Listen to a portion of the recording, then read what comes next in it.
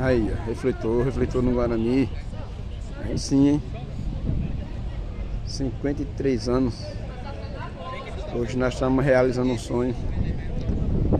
Tenho que agradecer o prefeito Jaba Ricardo. Estou muito feliz mesmo. Tenho 44 anos e hoje eu, graças a Deus, venho realizando um sonho meu aqui no Guarani. Rapaziada, todo mundo aqui, ó, fazendo.